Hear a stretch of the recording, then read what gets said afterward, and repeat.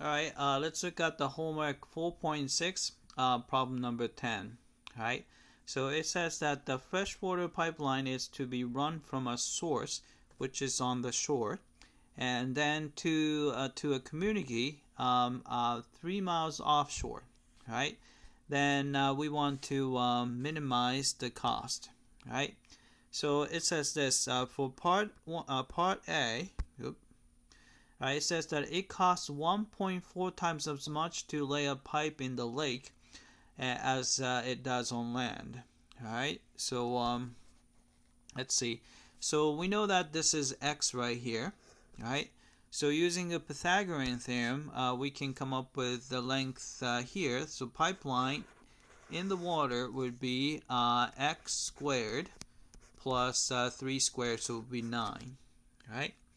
So the cost function would be c of x is equal to, let's see, so it's 1.4 times, so I'm going to just multiply by 1.4 times length of the pipe in the water. So it's square root of x squared plus 9.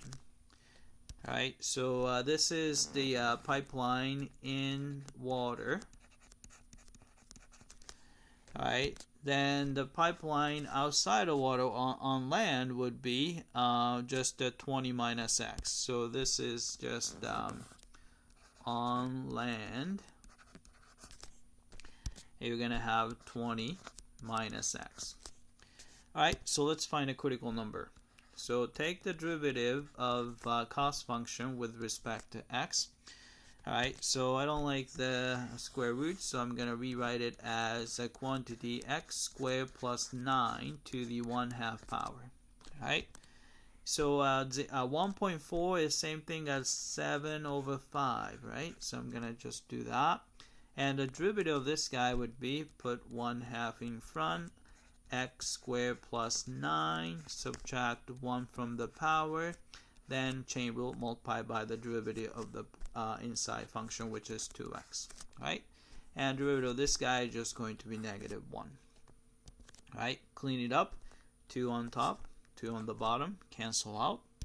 And we're going to just, so to clean it up, you're going to get the 7x over 5 square root of x squared plus 9, right? Minus 1, right? Set that equal to 0. Right, so first thing I would do is add 1 to both sides. You have 7x over 5 times square root of x squared plus 9 is equal to 1. Right? Then go up here. Alright, I don't like fractions, so I'm going to multiply both sides by 5 square root of x squared plus 9. So you end up getting 7x is equal to 5 square root of x squared plus 9. Right? I don't like square root, so I'm going to square both sides. So 7x squared would be 49x squared is equal to 5 squared would be 25. And square root is gone, so you have x squared plus 9. Right? Then you're going to end up getting, I'm going to subtract 25x squared. So you have 24x squared is equal to, what's 25 times 9? And 45, and 2 times 9 is 18. So it's, let's see, 225. So 225. Alright, then we can just divide through by 24. So x squared is equal to 225 divided by 24. Then we just take the square root of both sides. So x is going to be plus or minus square root of 225 over 24.